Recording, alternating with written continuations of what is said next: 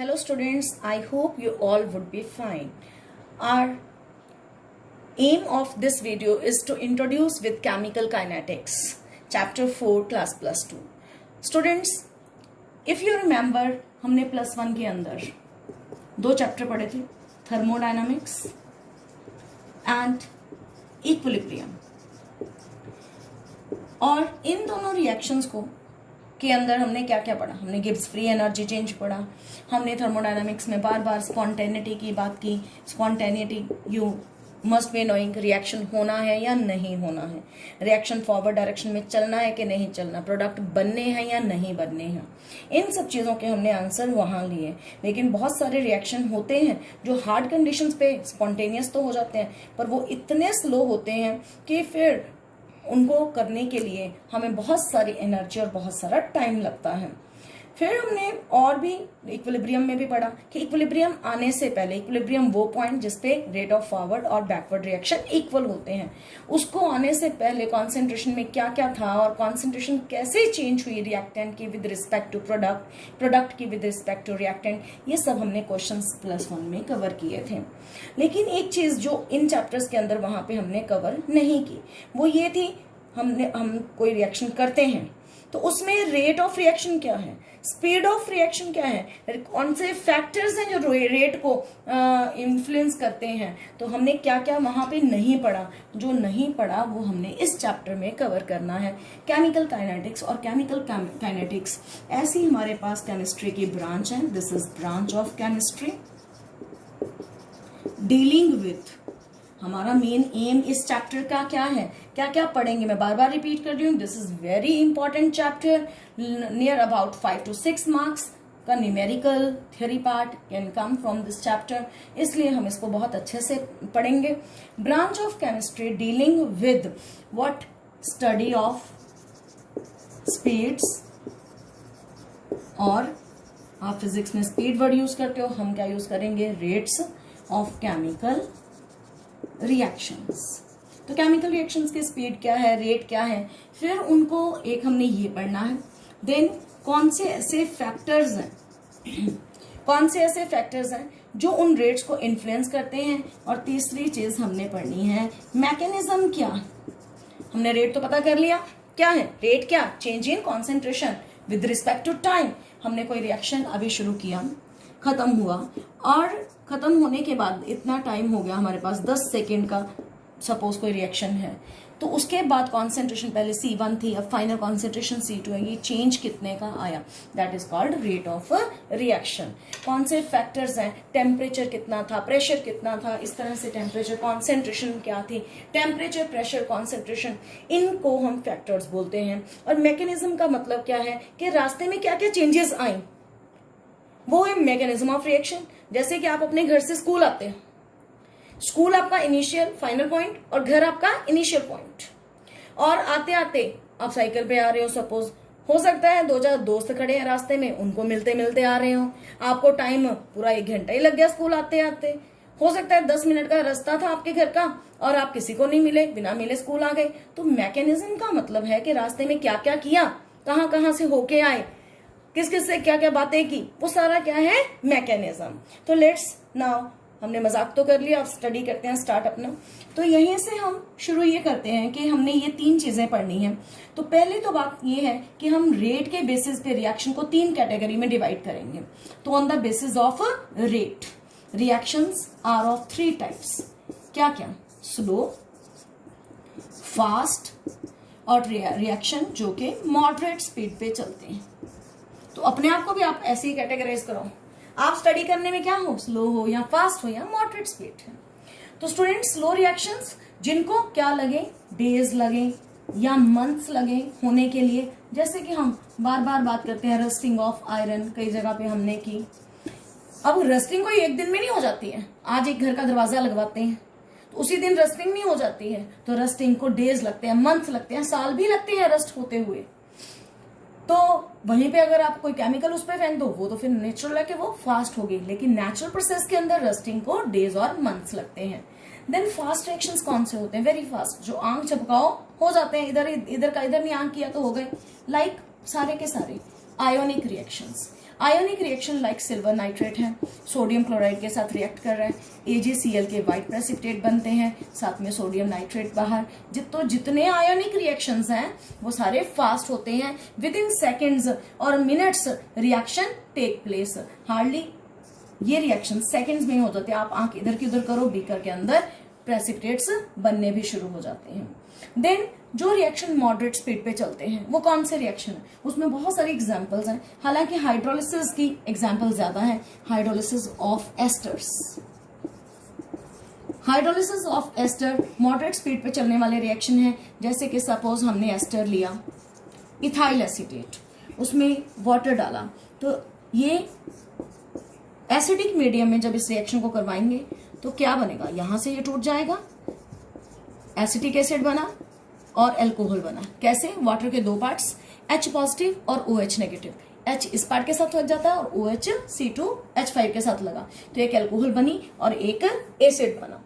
तो ये तीन तरह की categories. Now we will see that what is the reason for the difference in rates. ये डिफरेंट स्पीड के रिएक्शंस हैं, तो इनका रेट डिफरेंट क्यों होता है। जो स्टूडेंट्स रेट होता है ना, वो जो भी कोई रिएक्शन है उसके अंदर होता क्या है, बेसिकली रिएक्टेंट से क्या बनते हैं, प्रोडक्ट्स बनते हैं। और रिएक्टेंट से प्रोडक्ट कब बनेंगे, जब रिएक्टेंट के अंदर के बॉन्ड टूटेंगे और प्रोडक्ट के अंदर के बॉन्ड बनेंगे, यानी कि ब्रेकिंग ऑफ बॉन्ड रिएक्टेंट के अंदर और मेकिंग ऑफ बॉन्ड प्रोडक्ट के अंदर। तो ये जो मेकिंग, पहले तो किसी बॉन्ड ने टूटना है और वो टूटेगा कैसे, टूटने के लिए एनर्जी चाहिए। अगर बॉन्ड बहुत स्ट्रांग होंगे ज्यादा एनर्जी चाहिए, अगर बॉन्ड वीक होगा एनर्जी कम चाहिए। तो कोई रिएक्टेंट प्रोडक्ट में जब कन्वर्ट होता है तो उसकी अमाउंट्स ऑफ एनर्जी डिफर करती हैं, because they depend upon nature of bond, वो वीक है या स्ट्रांग है। और इसीलिए फिर और क्या रीजन हो सकता है, एक्टिवेशन एनर्जी। कई बार एक्टिवेशन एनर्जी क्या होती है, किसी रिएक्शन को स्टार्ट करवाने वाली एनर्जी। तो कई बार रिएक्टेंट्स की एनर्जी अपनी जो रूम टेम्परेचर पर एनर्जी है वो एक्टिवेशन एनर्जी के इक्वल होती ही नहीं है, तो उसको क्या चाहिए, that is activation energy to convert itself into product. तो वो भी कईयों में डिफरेंट होती है, हर एक को अपने अपने हिसाब से एक्टिवेशन एनर्जी चाहिए। क्या मतलब, मैं सिंपल वर्ड्स में बताती हूँ। अगर आपको एक पेंसिल को तोड़ना है, देन आपको एक डाइनिंग टेबल जो वुड का बना है उसको तोड़ना है, दोनों में से एनर्जी किसको कम लगेगी, ये तो पेंसिल के ऊपर डिपेंड किया ना। पेंसिल की जो वुड है वो कच्ची थी, जल्दी टूट गई, उसको एक्टिवेशन एनर्जी कम लगी। और जो डाइनिंग टेबल की लकड़ है वो क्या होती है, स्ट्रांग, उसको ज्यादा टाइम लगेगा और ज्यादा एनर्जी भी लगेगी तोड़ने के लिए। तो इसलिए रेट्स ऑफ रिएक्शन किसके ऊपर डिपेंड किए कि अंदर की बॉन्डिंग कैसी है। Now we will study about rate of reaction. What is rate of reaction. जैसे कि हमने बात किया कि जो स्पीड है, आप जनरल टर्म में रेट को ही स्पीड बोल देते हो।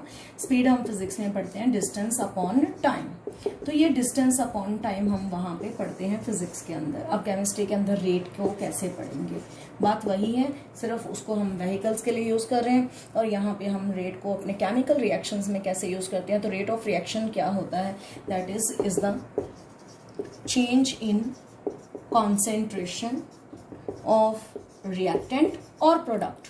चाहे रिएक्टेंट है चाहे प्रोडक्ट है, किसी का भी कॉन्सेंट्रेशन चेंज होगा, दोनों का ही होगा, ऑब्वियस सी बात है। सबसे पहले तो आप पर यूनिट टाइम, कितने टाइम में कितना रेट चेंज हुआ, दैट इज कॉल्ड, कितने टाइम में कितना कॉन्सेंट्रेशन चेंज हुआ, दैट इज कॉल्ड रेट। यानी कि change in concentration of reactant और product divided by time taken. तो स्टूडेंट्स ये बात हमें साफ पता होनी चाहिए कि ये एक जनरल रिएक्शन है।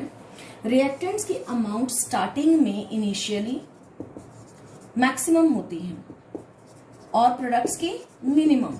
जैसे जैसे टाइम बीतता जाता है, आफ्टर सम टाइम प्रोडक्ट्स की अमाउंट इंक्रीज होनी शुरू हो जाती है और रिएक्टेंट्स की डिक्रीज होनी शुरू हो जाती है। जब तक हमें ये बात समझ नहीं आएगी तब तक हमें अपना कॉन्सेप्ट इस चैप्टर का पूरा नहीं आएगा। अब यहाँ पे तो मैंने इकट्ठा करके लिख दिया रिएक्टेंट और प्रोडक्ट। अगर अलग अलग लिखना हो तो इसको भी हम लिख के दिखाते हैं। तो रेट इक्वल टू, फिर से लिख के बोल रही हूँ आपको, decrease in concentration of what, reactant. तो डिक्रीज रिएक्टेंट के साथ आएगा डिवाइडेड बाय टाइम। इंटरवल, कब रिएक्शन शुरू किया था, कब खत्म किया। और अगर मुझे इसी को प्रोडक्ट के टर्म में लिखना हो तो क्या लिखेंगे, increase in concentration of products divided by time interval, या टाइम टेकन भी लिख सकते हो, नो प्रॉब्लम। यानी कि time interval means change in time. तो अगर हम ये जनरल इक्वेशन ले रहे हैं R2P, तो हमारे पास क्या बनेगा, रेट ऑफ रिएक्शन को अभी हमने वर्ड्स में लिखा, अब हम सिंबल्स में लिखने जा रहे हैं। Minus delta delta T of R equal to minus, बोलना कैसे है, delta delta T of product.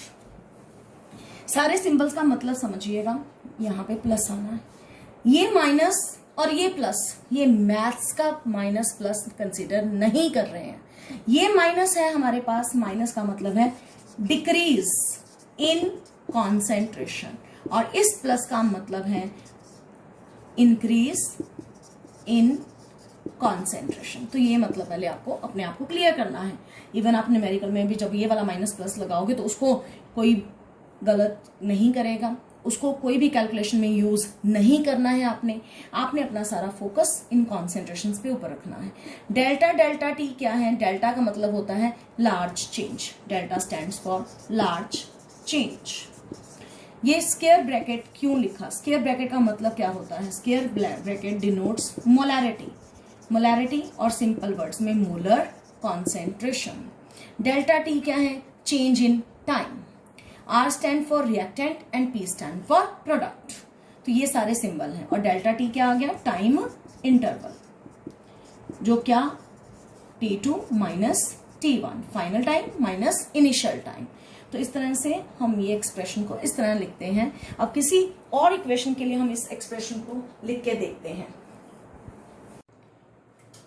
ये इस इक्वेशन के अंदर PCl5 डिकम्पोज करके PCl3 और क्लोरीन दे रहा है, और हमें पेपर में आ जाए right the reaction for above equation, right the rate of reaction for above equation. तो कैसे लिखना है, तो rate of reaction for above equation का आंसर क्या आना है यहाँ पे, यानी कि हमें रिएक्टेंट और ये दोनों प्रोडक्ट्स हैं, ये क्या है, रिएक्टेंट, दोनों के टर्म्स में रेट ऑफ रिएक्शन लिखना कैसे है और एक्सप्रेशन कैसे होगी। ये माइनस डाला रिएक्टेंट्स के लिए, तो यहाँ पे हमने वर्ड क्या यूज किया, delta delta T of PCl5। अब रिएक्टेंट की R की जगह पर क्या लिख दिया, PCl5। प्रोडक्ट दो दो बन रहे हैं, दोनों को अलग अलग लिखना है। पहले PCl3 की फॉर्म में प्लस डाला, delta delta T of PCl3 equal to plus delta delta T of Cl2। तो this is whole equation for rate of reaction. इसमें हमने रिएक्टेंट्स भी यूज किए, प्रोडक्ट्स भी यूज किए। रिएक्टेंट के साथ माइनस डाला, प्रोडक्ट के साथ प्लस डाला, और माइनस का सिर्फ सिग्निफिकेंस क्या है, डिक्रीज इन कॉन्सेंट्रेशन, और प्लस का सिग्निफिकेंस क्या है, इंक्रीज इन कॉन्सेंट्रेशन। देन दूसरा इक्वेशन एक और लेते हैं, क्योंकि इसके आगे इनके स्टोइकोमेट्रिक कोएफिशिएंट्स भी हैं। अब उनको कैसे लिखना है वो बताने जा रहे हैं, that is very important. C minus delta delta T of N2 then equal to minus जो स्टोइकोमेट्रिक कोएफिशिएंट है, बैलेंसिंग फैक्टर है, उसको 1 अपॉन करके लिखना है। तो ये 3 है, 1/3 delta delta T of H2 then equal to, ये प्रोडक्ट है, प्रोडक्ट के साथ क्या आएगा, प्लस, और इस 2 को कैसे लिखना है, 1/2 delta delta T of ammonia. This is the expression for this reaction. तो इस तरह से हमें रेट ऑफ रिएक्शन किसी इक्वेशन का लिखने को भी आ सकता है। Then units of rate of reaction क्या है, units of rate of reaction की अगर अंदर बात करें, हमने सिर्फ क्या लिखा, रेट को, चेंज इन कॉन्सेंट्रेशन, और वो कॉन्सेंट्रेशन कौन सी है, मोलैरिटी, और मोलैरिटी के यूनिट्स मोल पर लीटर। नीचे टाइम था, टाइम जनरली हम सेकेंड्स में लेते हैं, तो यूनिट्स क्या बन गए, मोल पर लीटर पर सेकेंड। तो रेट के units of rate that is mole पर लीटर पर सेकेंड।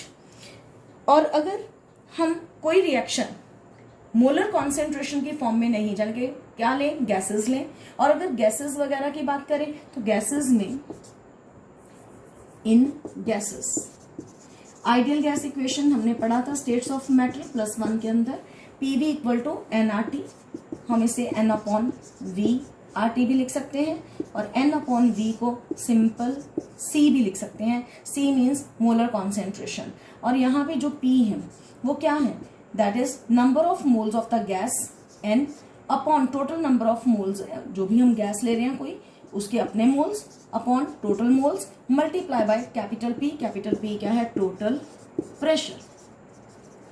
और ये P ये क्या है, पार्शियल प्रेशर। A का अपना प्रेशर इक्वल टू उसके अपने मोल divided by total moles multiply by P जाने के टोटल प्रेशर। तो इस तरह से हम जो भी हमारे पास गैसेस का केस आएगा वहां पे हम we will talk about partial pressures, we will not talk about gases के केस में मोलर कॉन्सेंट्रेशन। तो ये this should be clear to you. और यूनिट्स इसके क्या होंगे, that is atmosphere per second. क्योंकि एटमॉस्फेयर में क्यों लिखा, क्योंकि pressure is measured in atmosphere, तो हम कॉन्सेंट्रेशन के बजाय एटमॉस्फेयर लिखेंगे और per second. This is for today. Thank you, have a good day.